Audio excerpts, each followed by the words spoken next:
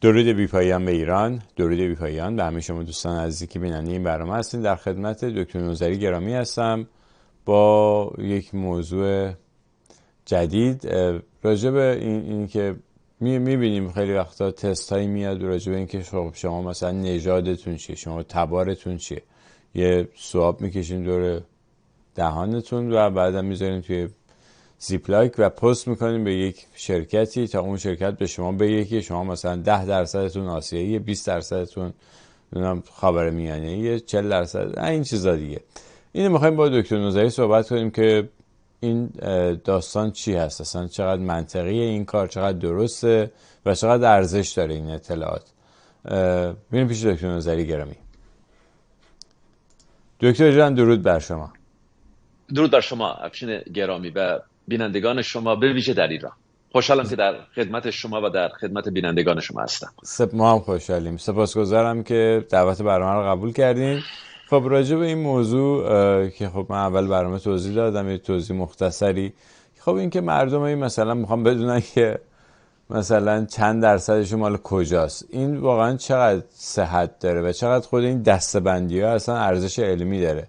اینی که بگن شما آسیایی هستی یا نمیدونم اشکنازی هستی یا مثلا خاورمیانه‌ای هستی، این چیزا، اینا واقعا چقدر ارزش علمی داره اینجور چیزا و اصلا داستان چیه واقعا؟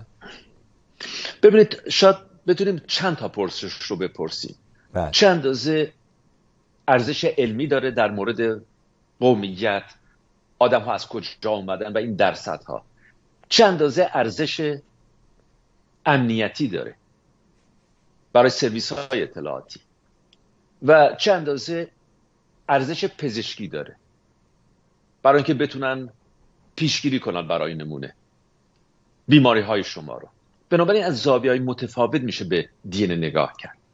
اما پیش از پاسخ دادن به این پرسش ها میخوام به شما بگم که با این $100 و $200 شما نیست که این شرکت ها پول ساختن.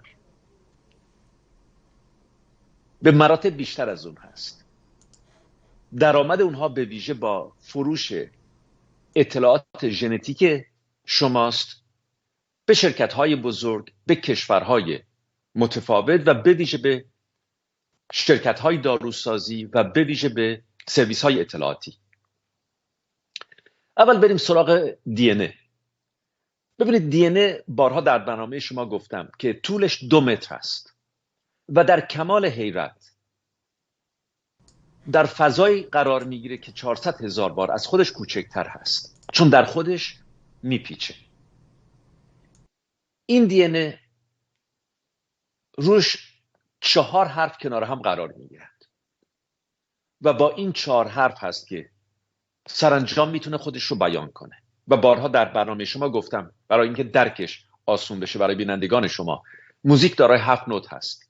شما با این 7 نوت میتونید هزاران هزار ترانه بسازید. یا زبان فارسی دارای 32 حرف هست. شما با این 32 حرف میتونید تا دلتون بخواد جمله بسازید. یا زبان کامپیوتر که 2 تاست، 0 و 1. با این 0 و 1 ببینید چه قوقایی میشه به پا کرد، چقدر تصویر میشه باش ایجاد کرد، جمله نویسی باش ایجاد کرد، حتی نوا باش ایجاد کرد. 0 و 1. اما طبیعت از 4 حرف استفاده میکنه: آدنین، گوانین، سیتوزین و تیمین. حالا در مورد انسان، تعداد این حروف که روی دی ان ای شما قرار گرفتن، این دی ان ای 2 متری شما قرار گرفتن، بالاتر از 3 میلیارد جفت هست. 3 میلیارد جفت، یعنی این حروف جفت جفت کنار هم قرار گرفتند. گوانین در مقابل سیتوزین و آدنین در مقابل تیمین، اینها کنار هم قرار گرفتن و شده 3 میلیارد جفت. حالا از این 3 میلیارد جفت میان همه ما بالای 99.9% شباهت هست. این همه بالای 99.9%. حالا روی این دی ان ای 2 متری شما که در این فضای قرار گرفته که 400,000 بار از خودش کوچکتر است، به خاطر در هم پیچیده شده و به همین دلیل در این فضا قرار میگیره. شما از این حدود 2% از اون رو استفاده میکنید برای تولید پروتئین. پس تکلیف اون 98% دیگه چی میشه؟ تا همین اواخر نمیدونستیم، تا اونجایی که نام اونها رو گذاشتیم جانک، که برگردان فارسی اون هست آشغال. یعنی اونجا نشستن، کسی هم نمیدونست کار اونها چی هست. اما 1 تا 2% این دی ان ای 2 متری در کار ساختن پروتئین هست، یعنی ژن هایی هستن که شما رو ساختن و ما حدود 25,000 ژن داریم. گفتم که شباهت های ما بالاتر از 99.9% هست، همه ما انسان هایی که روی کره زمین هستیم. یعنی اگر شما به این حروف نگاه کنید، به این میلیون ها میلیون حروف نگاه بکنید، دقیقاً عین هم کنار هم قرار گرفتن. بخش کوچکی متفاوت هست و اون تفاوت هست در 0.1%. حالا این رو شما داشته باشید. شما این رو هم بارها در برنامه شما گفتم که یک پدر دارید و یک مادر. بنابراین کم و بیش از 23 جفت کروموزوم که شما دارید، از این 23 جفت کروموزوم که میشن 46 تا 23 جفت هستن، شما کم و بیش نیمی رو از پدر میگیرید کمتر و نیمی رو از مادر میگیرید بیشتر از مادر میگیرید. حالا بگیم نیم. اما به مادر بزرگ و پدر بزرگ که برمیگردید این میره پایین، میشه حدود 25%. عقب‌تر که بدید کمتر میشه. و اگر ما 10 نسل به عقب برگردیم، ما دارای 1024 جد هستیم. یعنی 1024 آدم در شکل‌گیری افشین نقش بازی کردن. حالا کافی است که ما 20 نسل به عقب برگردیم که بالا 1 میلیون نفر نقش بازی میکنن در زندگی شما. بنابراین شما 2 پدر دارید، 1 پدر دارید 1 مادر، اما 2 پدر بزرگ دارید و 2 مادر بزرگ. بعد میشن 4 تا، بعد میشن 8 تا، بعد میشن 16 تا. همینطور نمایی میره بالا. و چون نمایی میره بالا، در این فاصله کوتاه 10 نسل تنها تعداد اونها میشه 1024 نفر. حالا عقب‌تر که بریم به گذشته‌های دور، شما میلیاردها آدم که روی کره زمین پیدا نمی‌کنید، وجود نداشته. حتی اگر شما سری بزنید به حدود 100,000 سال پیش، خروج گذشتگان ما از قاره آفریقا، تعداد اونها حدود 500 نفر تا 2000 نفر بوده. و این نشون میده که زمانی که شما به گذشته‌های دور میرید، گذشتگان ما مشترک هستند. گذشتگان مشترک ما داریم. و از اون طرف زمانی که شما این دی ان ای رو میخواید از پدر بگیرید، نیمی رو از مادر بگیرید، پیش از اینکه پدر دی ان ای خودش رو به شما بده یا مادر، روی این کروموزوم ها، این ژن ها شروع به حرکت میکنند و دوباره کنار هم قرار میگیرند. اما هر بار که کنار هم قرار میگیرند به گونه متفاوتی هست. برای اینکه درکش رو ساده تر کنم، شما در نظر بگیرید که ورقهای بازی رو روی زمین پرت کنید و بعد اونها رو جمع کنید. هر بار که اونها رو جمع میکنید به گونه متفاوتی کنار هم قرار میگیرند. به همین دلیل باز بارها در برنامه شما گفتم، زمانی که اسپرماتوزوئید، سلولهای جنسی بدن پدر رو ترک میکنند، حدود 100 میلیون هستند. اما هر کدوم از اونها به فرد دیگری حیات میده. به خاطر همین پرت ورق روی زمین. یعنی شما این ورق ها رو که پرت کردید، هر بار که اونها رو جمع میکنه طبیعت به گونه متفاوتی کنار هم میشینند. بنابراین هر کدوم از اون سلول های جنسی پدر به فرد دیگری حیات میداد. دقیقاً شبیه هم نیستن. بنابراین به همین دلیل شما میبینید که از 1 پدر و مادر 2 خواهر به دنیا آمدن، اما این شباهتی به هم نداره. هر کدوم متفاوت هستن. 2 برادر، 3 برادر، 5 برادر، هر کدوم کاراکتر خودش رو داره. حالا حدود سالهای 90 میلیاردها دلار تخصیص داده شد برای خوندن این دی ان ای ما. بنابراین ما یک دی ان ای 2 متری داریم. این رو بازش کنید، 2 متر هست. 3 میلیارد جفت حرف کنار هم قرار گرفتن و از این 3 میلیارد حرف جفت 99.9% از اونها میان ما عین هم هست، مشترک است. تفاوت‌ها بسیار جزئی است. و تلاش بر این شد که ما بتونیم این رو بخونیم و سرانجام در اوایل سال 2000 این موفقیت نصیب انسان شد که بتونه این دی ان ای رو بخونه و حدود 3 میلیارد دلار هم خرج اون شد. پس از گذشت چند سال شما میتونستید چند صد هزار دلار بدید و دی ان ای خودتون رو برای شما بخونن و بعد بهای اون پایین رفت، رسید به 900 دلار. شما میتونستید 900 دلار بدید و دی ان ای شما رو بخونن برای شما و بعد حدود سال 2006 به شدت این قیمت پایین رفت و بعد رسید به سال حدود 2016 2017 که دیگه شما بمبارون شدید با آگهی‌های تجارتی. برای نمونه انسستوری یکی از این کمپانی ها بود. برای نمونه 23 and me یعنی 23 و من یک شرکت دیگه بود، یک کمپانی دیگه بود. حالا چرا اسم این کمپانی بود 23 and me؟ به خاطر اینکه شما دارای 23 جفت کروموزوم هستید. 23 جفت یعنی میشن 46 تا. بنابراین نام این کمپانی از اونجا میاد. و اینها آگهی ها تجارتی رو با این آغاز کردن که ما میتونیم به شما بگیم که اصل و نسب شما چی هست. حالا یادتون باشه که اینها دنیا رو تقسیم کردن و یک نمونه هایی از دی ان ای اینجا اونجا رو داشتن، اما نه دقیق. برای نمونه فکر نکنید از ایران ما هم به خوزستان سری زده بودن، هم به گیلان ما، به مازندران ما. یا اگر شما فرض کنید تشریف ببرید به ترکیه همینطور. نه، اینها جهان و کره زمین ما رو به چند قسمت تقسیم کردن و از اون سو هیچ کمپانی هیچ دسترسی نداشت به دی ان ای گذشتگان شما، چون دی ان ای یک تکنولوژی جدید هست. بنابراین شما دسترسی دارید به دی ان ای که در حال حاضر در اختیار شما هست. حالا شما بزاق دهان خودتون رو در یک لوله میگذارید، این رو در یک پاکت میگذارید و میفرستید برای این کمپانی ها و این کمپانی ها حدود 4 هفته تا 6 هفته یا 8 هفته بعد پاسخ رو به شما میدن. برای نمونه به شما میگفتن که شما 50% شما از خاورمیانه است، فرض کنید 2% شما از آفریقا است، همون مسئله که خود شما فرمودید.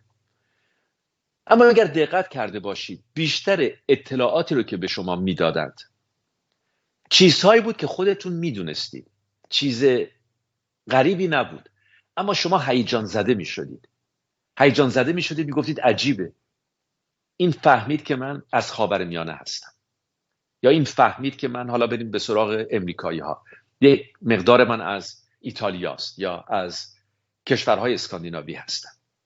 چرا؟ چون این شرکت ها میرفتن به سراغ برخی از ژن‌های شما، نه همه اونها چون گرون میشد، برخی از اونها و برخی از نشانگرهای زیستی میان برخی از قومیت ها مشترک است.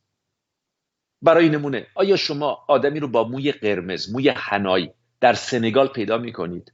نه. یا اگر برید به کشوری مانند فنلاند، شما در خانواده فنلاندی کسی رو پیدا نمی کنید که موهای مجعد داشته باشه و بسیار تیره. نشانگرهایی هست و به سراغ این نشانگرها می رفتن و به شما می گفتن که درصدی از شما از آفریقاست، درصدی از شما از خاورمیانه است، درصدی از شما از قفقاز هست و این اطلاعات رو به شما می دادند. اما همونطور که گفتم درآمد این شرکت ها به اشتراک گذاشتن اطلاعات ژنتیکی شما هم بود با دیگران، گرچه در قراردادی که با شما داشتن ذکر شده بود که خیال شما راحت باشه، نخواهد داشت. یعنی نه اون نشانگرهای ساده، اون نشانگرهایی که به درد بخور هستن که توضیح میدن کدوم ها هستن. و بعد اخیراً شرکت 23andMe هک شد و اطلاعات ژنتیکی بسیاری آدم ها حتی آنلاین گذاشته شد. یعنی شما کافی بود برید آنلاین و یک مسئله دادگاهی رو پیش آورد برای این شرکت و این شرکت هم در آغاز به ویژه متهم کرد مشتری های خودش رو که مراقب نبودن، پسورد خوبی انتخاب نکردن، یعنی نام رمز هنگامی که میرن آنلاین دسترسی پیدا کنن به اطلاعات ژنتیکی خودشون. و بعد همین شرکت اطلاعات ژنتیکی رو شما رو در اختیار گوگل هم قرار داده بوده، یا در اختیار یا شرکت دیگری در اختیار یک کمپانی داروسازی به نام سمیت کلاین گلکسو سمیت کلاین، یک شرکت داروسازی. حالا ممکن است خودتون بپرسید چرا شرکت داروسازی یا گوگل، چرا اطلاعات ژنتیکی من به چه درد اینها میخوره؟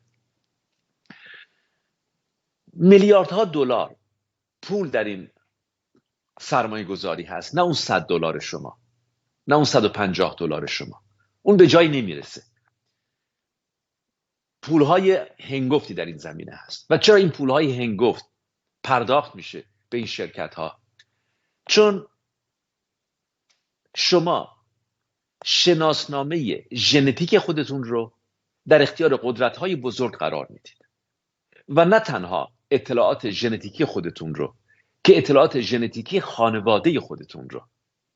یعنی شما نه تنها یک خطای بزرگ رو مرتکب شدید، یک بی‌لطفی هم کردید به اعضای خانواده خودتون که اونها مایل نیستن اطلاعات ژنتیکی اونها در اختیار کسی قرار بگیره. چون یادتون باشه شما با برادر خودتون، با خواهر خودتون، با پدر و مادر خودتون اطلاعات ژنتیکی مشترکی دارید. بنابراین زمانی که به اطلاعات ژنتیکی شما پی میبرند، به بسیاری از اطلاعات ژنتیکی برادر یا پدر یا مادر شما هم پی میبرند. حالا بریم به سراغ این که اول پیش از این که برم به سراغ اون سرویس های امنیتی، این رو به شما بگم که چون شما همینطور که به عقب برمیگردید، اون اجداد شما نقش کمتری بازی کردن در ترکیب ژنتیکی شما هیچ وقت حس نکنید که فلان شخص برای نمونه ژنی از فردوسی در دی ان ای اون هست، یا ژنی از داریوش و کوروش بزرگ در اون هست، یا ژنی از زرتشت هست.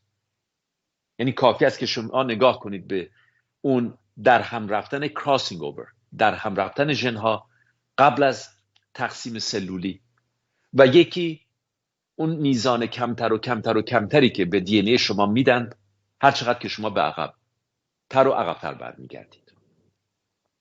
حالا بریم به سراغ شرکت‌های داروسازی.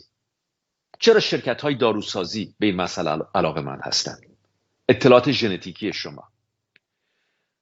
چون مبالغ هنگفتی خرج آگهی تبلیغاتی میشه. بسیار از شرکت‌های بزرگ میلیاردها دلار خرج تبلیغات میکنند و برای که هزینه تبلیغات رو کم کنند که شاید بالاترین هزینه اونهاست، میتونن سیبله کنن، به اصطلاح هدفگیری کنن، یک پاپولیشن رو هدفگیری کنن. برای نمونه شما ممکنه نشانگری رو داشته باشید در یک پاپولیشن که اون پاپولیشن یک حساسیت‌های پوستی داشته باشه. بنابراین شما به جای اینکه در سطح یک قاره یا در سطح یک کشور آگهی پخش کنید، در سطح یک شهر پخش میکنید، اما مشتریهای زیادی خواهید داشت. و نه تنها اون، چون آیدنتیفای کردید، به اصطلاح مشخص کردید اون پاپولیشن رو، اون مردم رو، میتونید به اونها راه حل هم بفروشید. و ما عاشق راه حل هستیم. یعنی اگر ما متوجه بشیم در دی ان ای ما کم و کسری هست، دوست داریم که یک راه حل ساده پیدا کنیم. حالا در دی ان ای همه شما میتونید کم و کسری پیدا کنید، اما این به معنای بیماری نیست. گرچه امروز رادیو تلویزیون ها در مغز ما کردن که اگر این حروفی که کنار هم قرار گرفتن، یعنی آدنین، گوانین، سیتوزین و تیمین، در اینها کوچکترین خطای صورت بگیره، شما بیمار هستید یا بیمار خواهید شد، یا خطر بیمار شدن شما بسیار بالاست. بنابراین راحت میشه در شما ترس رو ایجاد کرد. چون اگر خوب نگاه کنید در همه یک چیزهایی هست و چون شما شگفت زده میشید که چگونه اینا پی بردن به این ناراحتی من، بنابراین به راه حلی رو هم که به شما میدن اعتماد میکنید و ما راه حل های ساده رو دوست داریم. اگر شما دقت کرده باشید، ایالات متحده امریکا یک سرزمین دارو خور هست، یعنی عاشق خوردن دارو هستن. اگر شما فرض کنید کسی اضافه وزن داشته باشه، الان مد شده یک تزریق هایی به خودشون بزنن، به جای اینکه شاید راه حل دیگری هم داشته باشه، برای نمونه دیت مناسب تر، ورزش کردن، محیط مناسب یا فشار خون.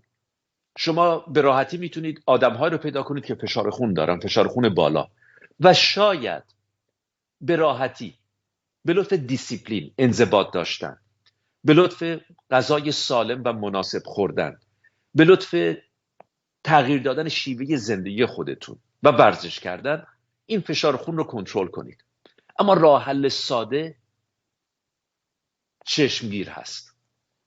به راه حل ساده انسان علاقه‌مند هست و بنابراین اینها میتونن شما رو بمبارون کنن با دارو و شما ترجیح میدید به جای تغییر شیوه زندگی، به جای یک زندگی سالم داشتن، به اون راه حل‌های ساده مراجعه بکنید.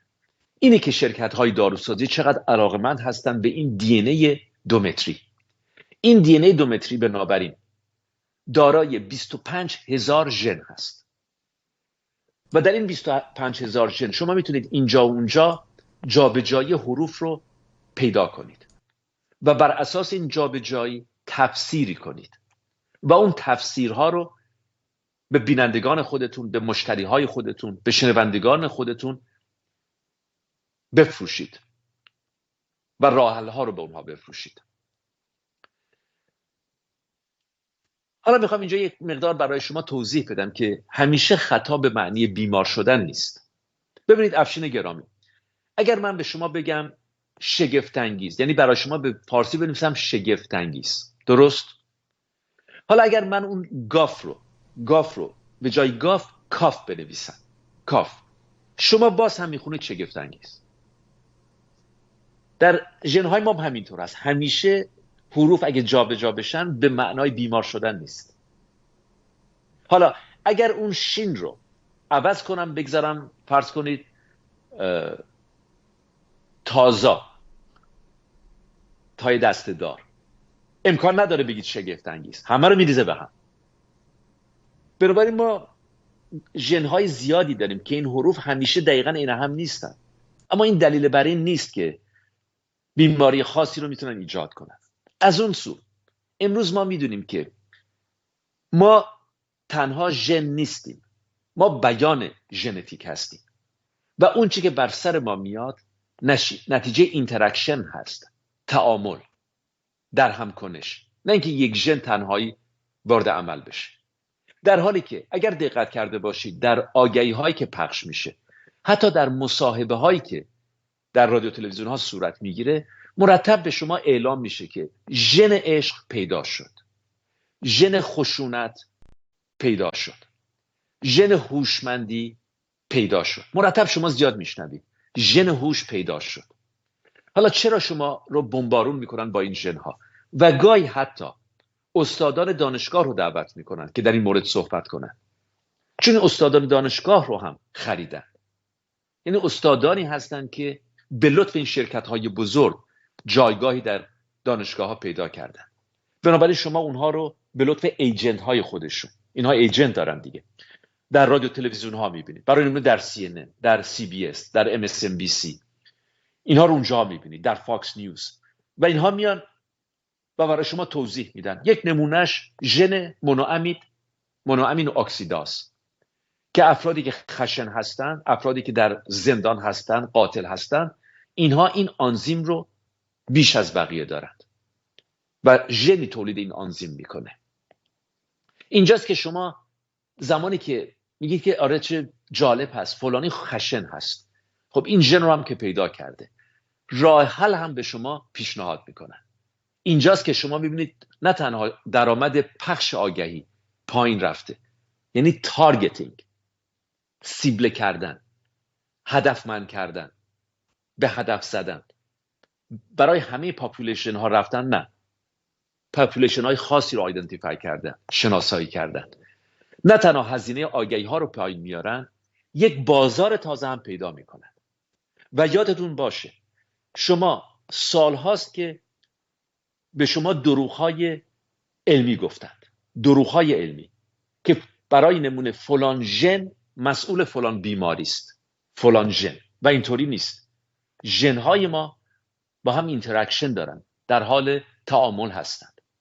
و از اون سو زمانی که شما از قابلیت‌های انسان صحبت می‌کنید، کپاسیتی، اینها داره یک ژن خاص نیستن که بتونه در طول فراگشت و فروگشت حیات مورد هدفگیری یک ژن خاص قرار بگیره که بارها در برنامه شما گفتم، مانند فرض کنید محبت یا ستمگری در مقابل اون، یا آرامش در مقابل هیجان، یا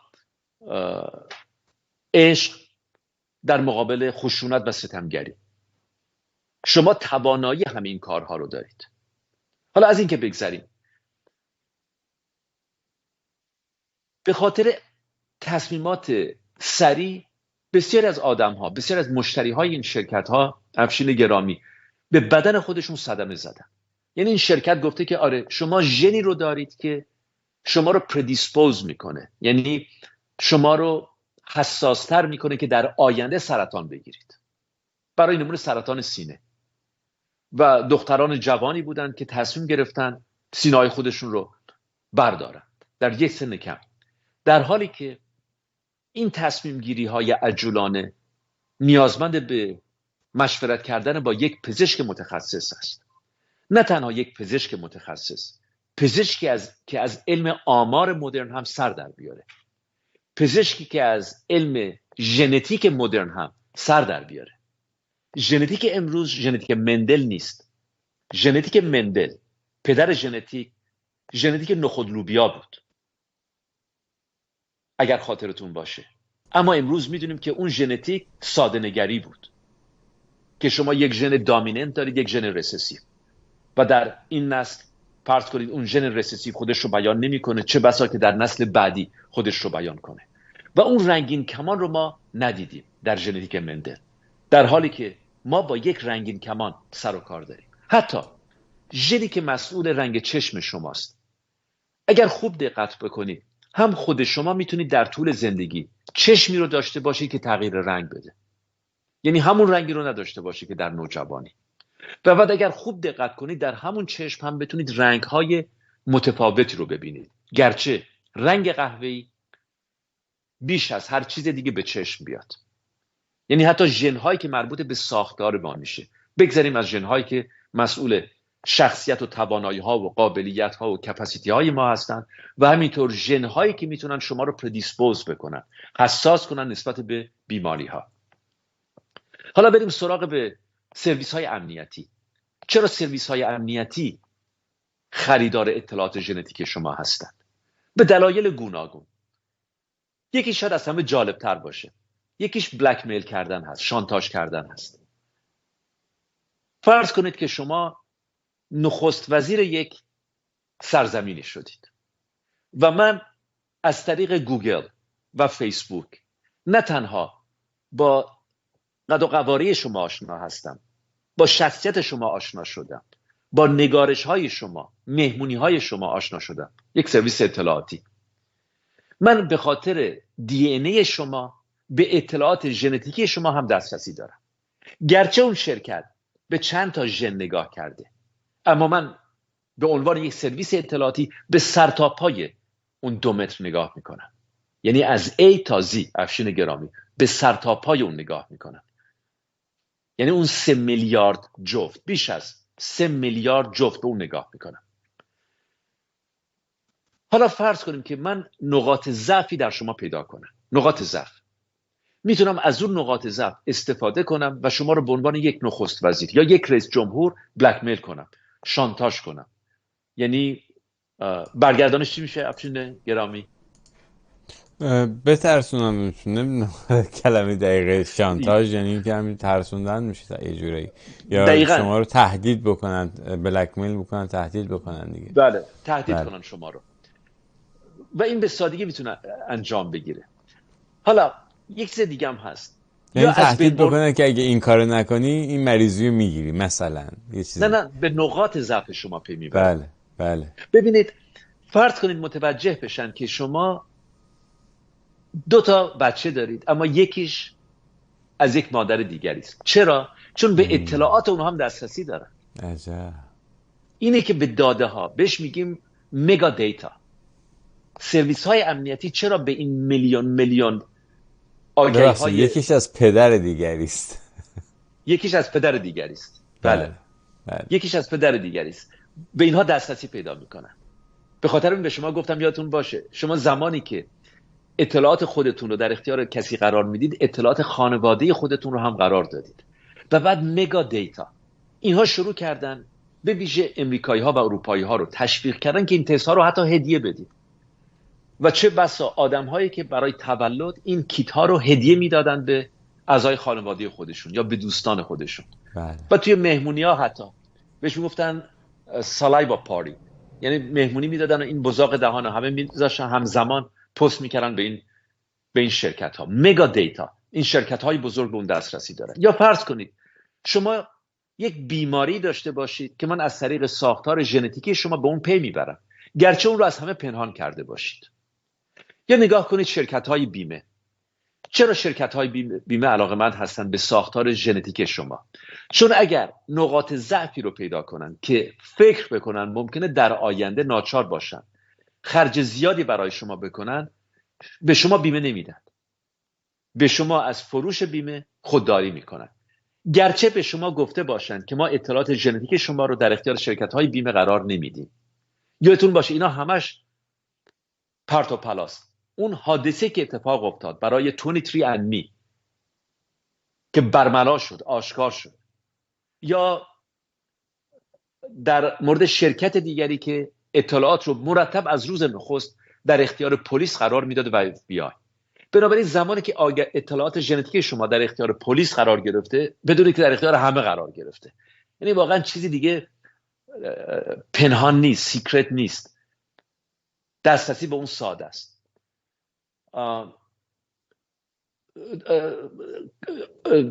واضح هست تا اینجا افشین گرامی؟ بله من فقط می‌خواستم یه 2 تا نکته رو بگم. یکی اینکه شما گفتین بیشتر اطلاعات ژنتیکی از مادر میاد تا پدر. من فقط خواستم این تصویر رو بینندگانمون ببینن که فرق کروموزوم X و Y خب خیلی زیاده و به این دلیل چون مادر 2 تا کروموزوم X داره بنابراین اطلاعات ژنتیکی بیشتری از مادر میاد و شاید این فکر میکنم این باشه دلیلش. و پدر فقط یک کروموزوم ایگرگ میاد معمولا. البته برای دخترها نه، برای دخترها 2 تا میاد. درسته؟ ببخشید. به خاطر میتوکندری است، یعنی به خاطر میتوکندری. پس بله اون رو از مادر میگیرید. درسته. دی ان و اون میتوکندری دی ان خودش رو داره. بله. ربطی به اون ایکس ایگرگ نداره. اونا نداره. نه. اون دی ان خودش رو داره. بله. و چون دی ان خودش رو داره مادر دی ان بیشتری در اختیار شما قرار میده. یعنی شما انرژی بدن خودتون رو، موتورخونه بدن رو از مادر میگیرید. و مادر از مادر، بله. همه آدم‌ها و اون مادر از مادر و از مادر و از مادر. بله. این مادر هست که منتقل میکنه. درست. و اون کروموزوم وای که شما اشاره کردید رو ما از پدر میگیریم و اون از پدر و اون از پدر. درست. اما یادتون باشه هر بار اون کراس اوور صورت میگیره، یعنی پرت کردن ورق‌ها روی زمین و بر زدن اونها و دوباره کنار هم قرار گرفتن. به خاطر همینم هست که این انسستری، این اجداد ما با اون سادگی هم نیست که اونها به شما میگن که 5% از این و 2% از اونها 7%. اساسا خب این که چی مثلا یعنی اینا در حقیقت میخوان بگن که چون شما مثلا ژن اشکنازی داری با آدم باهوشتری هستی، یا چون مثلا از فلان نقطه هستی آدم قویتری هستی یا شجاعتری هستی، میخوان اینجوری در حقیقت القا بکنن. به نظر من که این برمیگرده اتفاقا به فقط شما اشاره کردین، گفتین که ژن کسی که مثلا ژن فردوسی داشته باشه، ژن کوروش داشته باشه، بی معنی میشه یه جورایی، چون همه ما داریم اون ژن رو یه جورایی.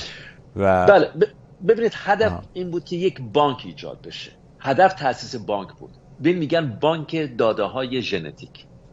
یعنی ما در گذشته بانک داشتیم توش طلا جمع می‌کردیم، بانک داشتیم یا چیزهای دیگه. این یک بانکی تأسیس شد که در این بانک شما داده های ژنتیک رو قرار میده. حالا برای که مردم رو تشویق کنید بیان بانک و پول خودشون رو بدن یا طلا بدن. شما حالا باید مردم رو تشویق کنید که بیان و به بانک شما و به بانک های شما اطلاعات ژنتیک خودشون رو بدن و بنابراین باستی که اون رو جذاب کنید و برای جذاب کردن اون به اونها میگید ancestry، اجداد شما. من به شما میگم شما از کجا آمدید. اینه که این جذاب شد. اما هدف به راستی نبود. هدف این بود که در این بانک تا اون جایی که امکان داره مشتری ها بیشتر بشن تا بتونه مگا دیتا ایجاد کنه و شما از طریق این مگا دیتا و الگوریتم به راحتی میتونید کانکشن ایجاد کنید. بنابراین شما برای مثال ما میدونیم که حدود 5% شاید کمتر در برخی از کشورها به ویژه اون بچه های پدر خودشون نیستن، یعنی اون زن با کس دیگری رابطه داشت و این رو شرکت های بزرگ به اون دسترسی پیدا میکنن گرچه خود شما اون رو ندونید و اینجاست که میتونن شما رو شانتاژ کنن، اینجاست که میتونن شما رو زیر فشار قرار بدن، اینجاست که مگا دیتا به درد میخوره. حالا فرض کنید که شما نماینده مجلس باشید، فرض کنید که شما رئیس جمهور باشید و از اون طرف چون به اطلاعات شما پی بردن فرض کنید که شما نسبت به برخی از مواد حساسیت داشته باشید. این امکان وجود داره که هم از طریق ویرایش ویروس ها یا هم از طریق ویرایش داروها بیماری رو در شما ایجاد کرد و شما رو از بین برد. که این جنگ بیولوژیک هست اما در یک حوزه محدود، در حوزه محدود یک فرد یا یک خانواده یا یک روستا یا یک گروه، یک دار و دسته. و ما از اینها زیاد داریم. ما 25,000 ژن داریم و در اینها موتاسیون زیاد هست و این موتاسیون ها میتونن بیانهای متفاوتی رو ایجاد کنن. ببینید اینجور براتون مثال میزنم. شما 3 تا آدم دارید، اینها این آجیل میخورن، هیچ اتفاقی هم نمیفته، اما یکی از اونها به شدت واکنش نشون میده، به آجیل واکنش نشون میده، مرتب اتفاق میفته، حساسیت داره نسبت به اون.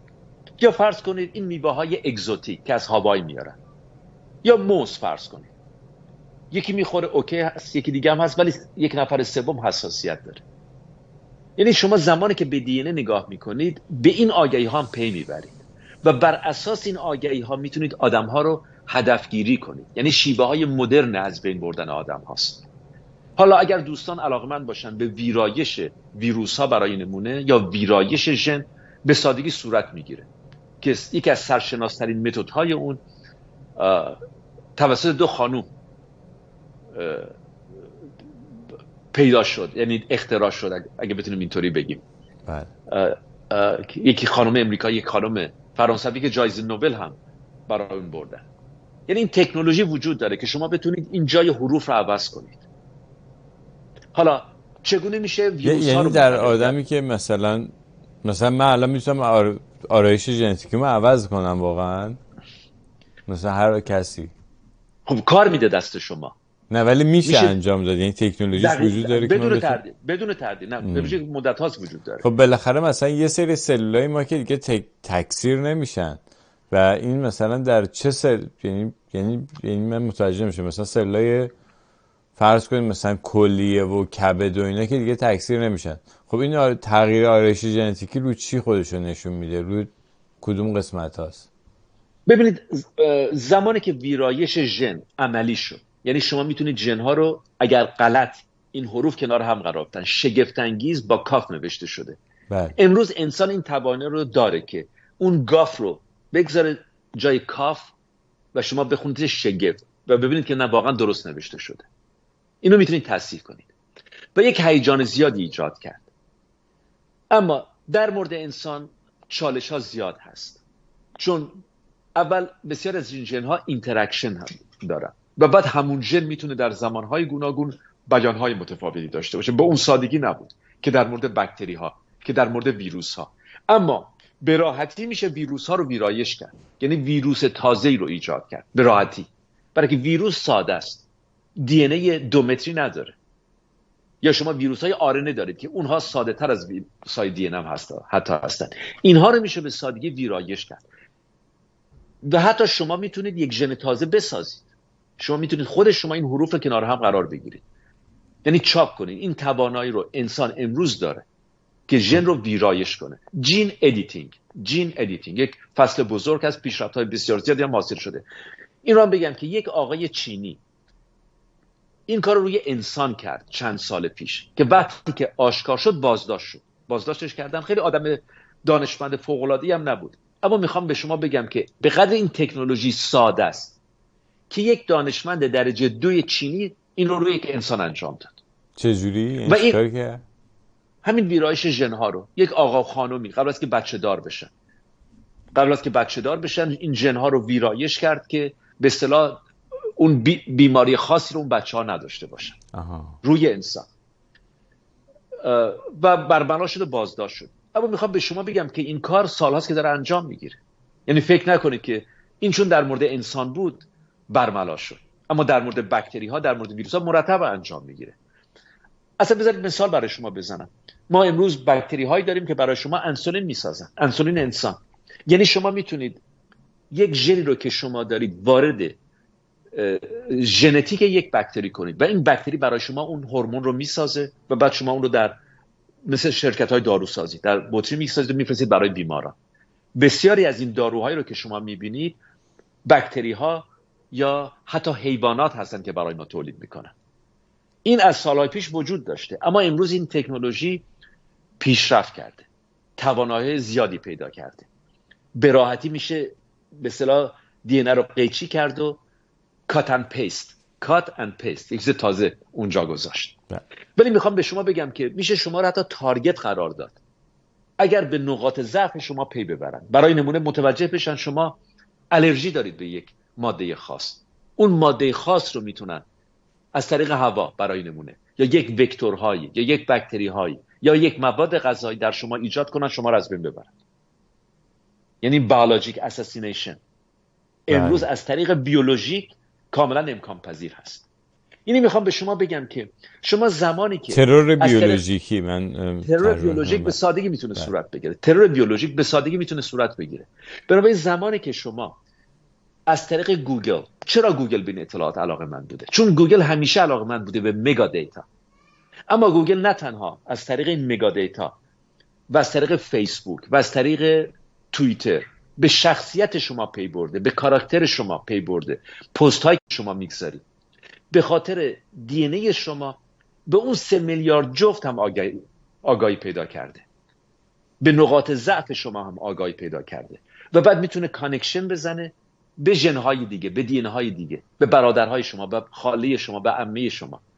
بنابراین همه رو که کنار هم میگذارن این الگوریتم‌ها میتونن یک آگاهی‌هایی به شما، به اونها بدن که از اونها استفاده کنن علیه شما. یا شرکت‌های داروسازی به جایی که شما رو به راه خودتون بگذارن، به جایی که شما رو تشویق کنن که شیوه زندگی خودتون رو تغییر بدید، شما رو قانع کنن که شما یک ژن قراقاتی دارید، شما بیمار هستید یا بیمار خواهید شد، اما نگران نباشید، راه حل رو هم من دارم. اینجاست که میبینید دنیای امروز ما، حتی ایران ما، شده یک سرزمین دارو. به من دارو بدید، به من کمک کنید، به داد من برسید. دیگه روی خودمون حساب نمی کنیم، روی شیوه زندگی حساب نمی کنیم، روی دیت، روی تغذیه مناسب، روی ورزش کردن حساب نمی کنیم. و بعد چون در دی ان ای همه آدم ها شما تا دلتون بخواد میتونید چیز پیدا کنید، بعد این رو برای اونها پست میکنید، دیگه اعداد بیداد. اگر فهمیده که من 50% من از خاورمیانه است، اینم پس درست داره میگه. شما که دسترسی ندارید به آدم هایی که توانایی تفسیر رو داشته باشن و از اون سو حتی اگر اون ناراحتی ها رو، اون کمبودهای ژنتیک رو هم داشته باشید، به این دلیل نیست که شما بیمار هم خواهید شد. شما میتونید با اون ژن‌های نامرغوب یک زندگی عالی داشته باشید. میخوام به شما بگم که همیشه اگر ژنی هم بود که دقیقاً اون چیزی نبود که بایستی باشه، به این معنا نیست که شما بیمار خواهید شد. مانند برای نمونه ژن BRCA در برست کنسر، این به این معنا نیست که شما حتما برست کنسر خواهید داشت. این شاید به این معنا باشه که شما در خطر بیشتری هستید، اما فاکتورهای دیگری هم وارد میدان میشن. اما اگر بخواید شما این ژن‌ها رو پیدا کنید، تا دلتون بخواد میتونید پیدا کنید. به همین دلیل امروز شما رو این اینفلوئنسرهاشون، این مهمونهاشون در CNN و این حرفا شما رو دارن تشویق میکنن که ما حتی ژن ریسک کردن رو پیدا کردیم. ریسک کردن، اونایی که ریسک میکنن چتر باز هستن، از اون بالا میپرن پایین، با موتورسیکلت میرن، اینا یک ژن متفاوتی دارن. بنابراین شما به عنوان یک پدر یا که مادر علاقمند نمیشید به اون راه حل ساده؟ میگید اگر اینو پیدا کرده راه حلش رو هم داره. یعنی اینو در طول این سالها سعی کردن که نه تنها اون مگا دیتا رو وارد بانک کنن، اون بانک رو پولدار کنن، اما پول این بار دی ان است. با اطلاعات غلط دادن، با ایجاد ترس در شما کردن، بتونن امید واهی رو هم به شما بفروشن، کنترل کنن شما رو به نوعی. یعنی مثلا شما وقتی میپذیرین که مثلا هوش ریاضی نداری، استعدادشو نداری، دیگه اصلا میذاری کنار دیگه کلا، در صورتی که میتونی رو خودت کار کنی و بهش برسی. یعنی این توانایی به نظر من در همه هست، به شرط اینکه ما باور کنیم خودمون و بدونیم که آقا اختیار دست منه، من میتونم این کار رو انجام بدم و باید بجنگم، تلاش کنم تا بتونم به اون چیزی که میخوام برسم. روی این ژن ها، روی این اطلاعاتی که میگن زیاد کار نداشته باشم بهش. و در ضمن حالا سوالم اینه که مثلا فرض کنید حالا یه کسی بهش میگن شما ژن سرطان سینه یا فلان سرطان رو دارین، خب این باید چی کار کنه الان؟ ببینید بایستی به یک متخصصی مراجعه کنن که هم علم ژنتیک رو بدونه، هم علم آمار. و ما زیاد نداریم در ایالات متحده آمریکا، در کمال شگفتی. چرا؟ چون علم این آمار و این الگوریتم ها پیچیده هستن. اون آمار کلاسیک نیست دیگه، کار هر کسی نیست. یعنی شما ممکنه پزشک خوبی باشید، اما این دلیل بر این نمیشه که بتونید به راحتی این ژن ها رو تفسیر کنید. و بعد از مراجعه به متخصص مثل انجلینا جولی تصمیم گرفت که اون هم سینه‌های خودش رو قطع کنه، هنرپیشه سرشناس، گرچه بیماری هم نداشت، بخاطر اون ژن رو داشت. اون ژن رو داشت. بله. بنابراین واسه احترام گذاشت به تصمیمش. اما میخوام بگم که این خوندن ژن ها و این اینجا و اونجا چیز پیدا کردن، به قول امریکایی sky is the limit. تا دلتون بخواد میشه چیز پیدا کرد. و اینه که مرتب در سالهای اخیر، حتی ببینید اخیراً به شدت وارد ژن نئاندرتال شدن. ژن نئاندرتال که من دارم یا ندارم. و اگه داشته باشم، شنیدم که اونایی که ژن نئاندرتال دارن دیپرشن دارن، دیپرشن بیشتری دارن. زیاد شنیدید. اگر شما ژن نئاندرتال رو دارید، به بیماری کووید حساس تر هستید. یا در برخی از کشورها از کووید، خطر کووید شما رو تهدید نمیکنه به خاطر ژن نئاندرتال. اینم برای دوستانی که بیشتر در این مورد دقت کنن قبل از اینکه این مرتب هر چی تو که در مورد ژن نئاندرتال گفته شده تکرار کنن. شما دست کم نگیرید این شرکت‌های بزرگ رو. بعدم فکر نکنید که این توطئه وجود نداره. تمام دنیا روی توطئه میچرخه. تمام دنیا روی توطئه است. و دنیای امروز در روی اطلاعات میچرخه. کشور پیروز هست، سرویس‌های پیروز هستن که اطلاعات بیشتری داشته باشن. اطلاعات بیشتر. و اینجاست که بینندگان شما باسی مراقب باشن و شنوندگانتون که شما نرید این تست ها رو بی خود انجام بدید. اول فکر نکنید که چیز خاصی به شما میگن. نه، همین که شما 10% از اینجا، یعنی چیزهایی رو به شما میگن که از قبل میدونستید. چیز تازه به شما نمیگن. و یادتون باشه درآمد اونها از این پول شما نیست. و باز یادتون هم باشه اون قراردادی رو که با اونها امضا کردید، خوب زیرش رو بخونید. اون زیرمیرا رو که میخونید میبینید که نه، رگولیشن خاصی. ببخشید یه نمونه شما فرستادین برای من که هایلایت شده. این هایلایت ها چی هست؟ مثلا همون نکاتیه که شما میگین دیگه. دقیقاً، که میگه که ما اطلاعات ژنتیک شما رو در اختیار هیچ کس قرار نمیدیم مگر در موارد زیر. حالا اگر شما تونستید این رو بخونید، از بس ریز نوشته شد. بعدم شما وقتی که 5 صفحه رو امضا میکنید که نمیشینید همه رو بخونید. اون زیرش امضا میکنید، میخواید زودتر اون بزاقو بگذارید در اون لوله و پستش کنید. و این کارو برای شما ساده کردن. و بعد هم میگن که هک شده اطلاعاتو، مثل همون شرکت 23andMe و میگن هک گفتن شده، هک شد، رفت. تقصیر خودتون بود، چون اسم رمز خوبی انتخاب نکرده بودن مشتریای ما. از این حرفا. یا چین، ببینید چینی ها مرتب از این مسئله استفاده کردن. اما همکاران چینی ها چه کسانی هستن؟ دانشمندان امریکایی. شما کافی است که به اخبار ژنتیک مراجعه کنید، متوجه میشید که چه نقشی دانشمندان امریکایی بازی کردن در آگاهی دادن به چینی ها. حتی دانشمندان امریکایی که استادان دانشگاه هستن. بله.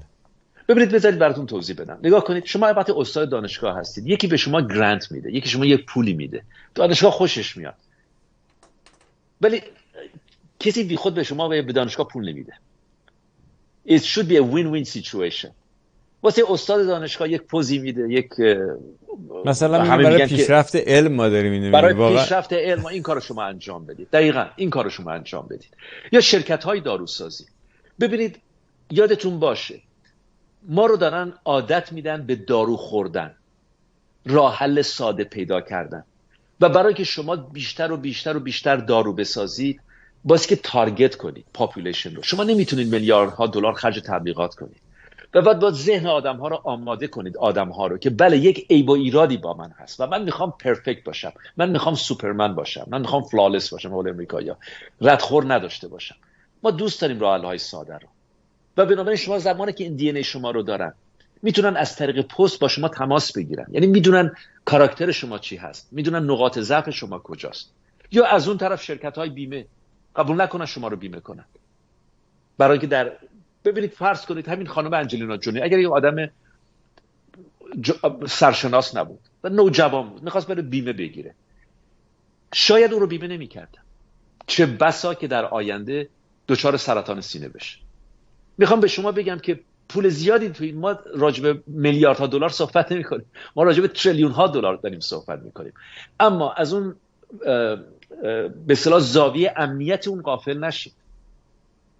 زاویه امنیتی یعنی زمانی که اطلاعات شما رو دارن، حالا شما میتونید نماینده مجلس باشید، شما میتونید یک آیت الله باشید، شما میتونید یک حجت الاسلام باشید، یعنی به راحتی و با این الگوریتم هایی که ما امروز در اختیار ماست، یعنی که شما فکر نکنید یه آدم باید بشینه اونجا هزاران صفحه رو بخونه، در یک ثانیه باور کنید در یک ثانیه تمام کاراکتر شما، اطلاعات ژنتیکی شما، شخصیت شما میزنه بیرون و برای آدم ها میتونن اونجا بشینن و بر اساس اون شما رو مورد هدفگیری قرار بدن. و حالا سوال آخری که ازتون دارم، اصلا این یعنی اینی که مثلا من بدونم که تبارم چیه به چه درد من میخوره واقعا؟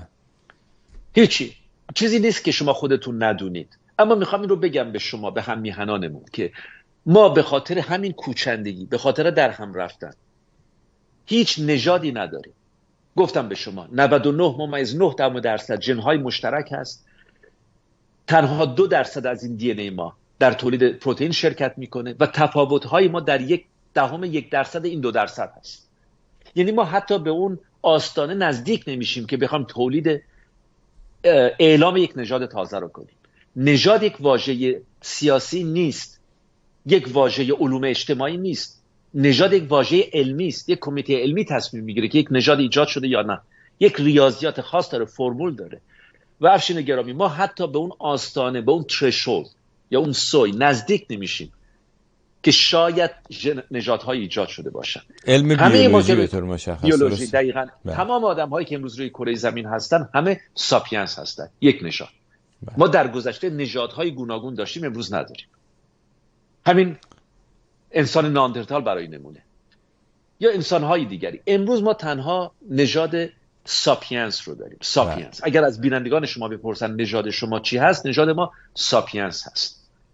یا اون کوچندگی رو یادتون نره، زمانی که ما خاک آفریقا رو ترک میکنیم حدود 85 تا 65 هزار سال پیش به ایران بزرگ میرسن و در این ایران بزرگ کوچندگی میکردن. به خاطر بدی هوا کسی به اروپا نمیره، این مهم هست درکش.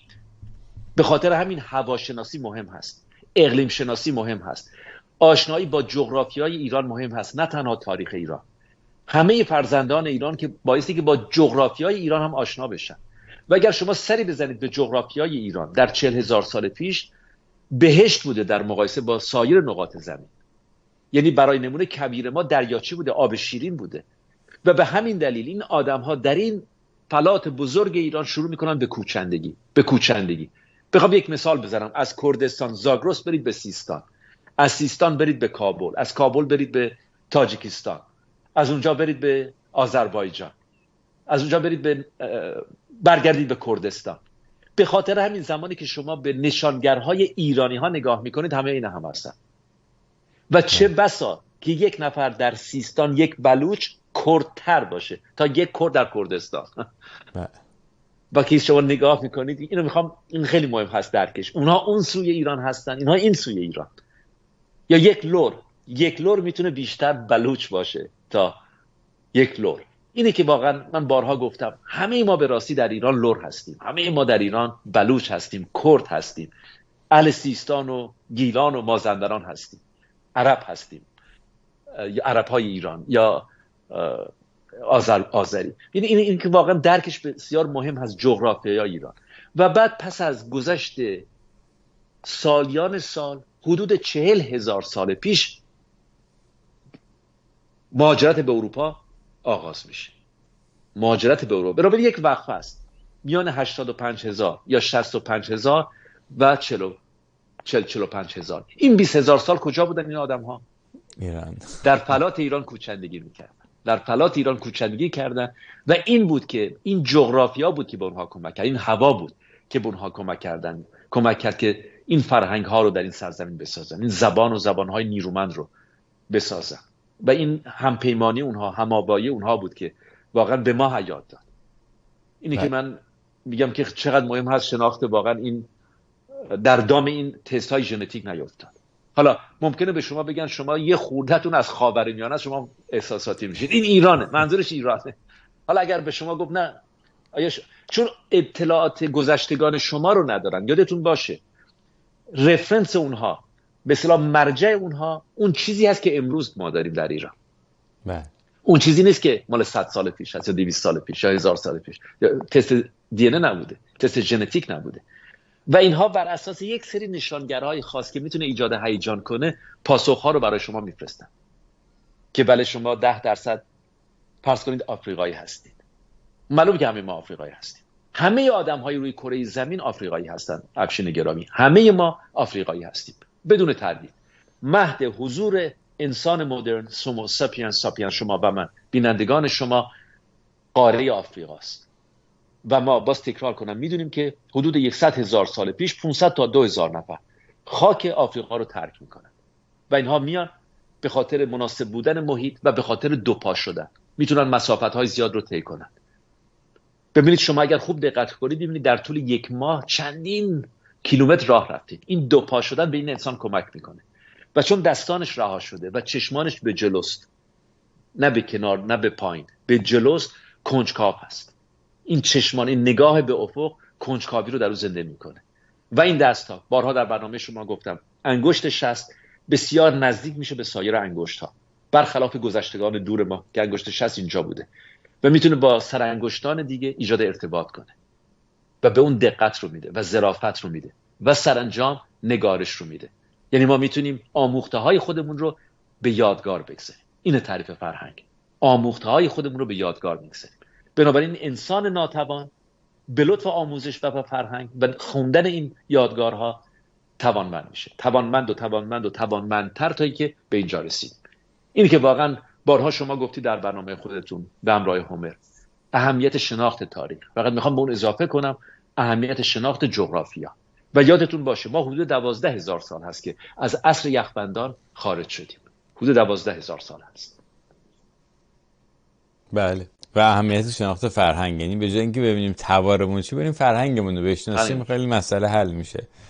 مشکلاتمون بیشتر به دردمون میخوره تا اینکه بدونیم ژنمون از این ور دنیاست یا اون ور کره زمینه. سپاسگزارم ازتون دکتر جان. اگر صحبت دیگه داریم گوش میکنیم صحبتتون. سخن پایانی؟ نه دیگه، امیدوارم حالا در آینده بیشتر توضیح میدم. بله. امروز یک اینجا خیلی اینجا اونجا پریدم زابه‌های نه خیلی خوب بود. من با که استفاده کردم. ممنون هستم. مثل همیشه. مرسی. لطف دارید. ممنون هستم. سپاسگزار. تا ایداری. به امید دیدار. بدرود.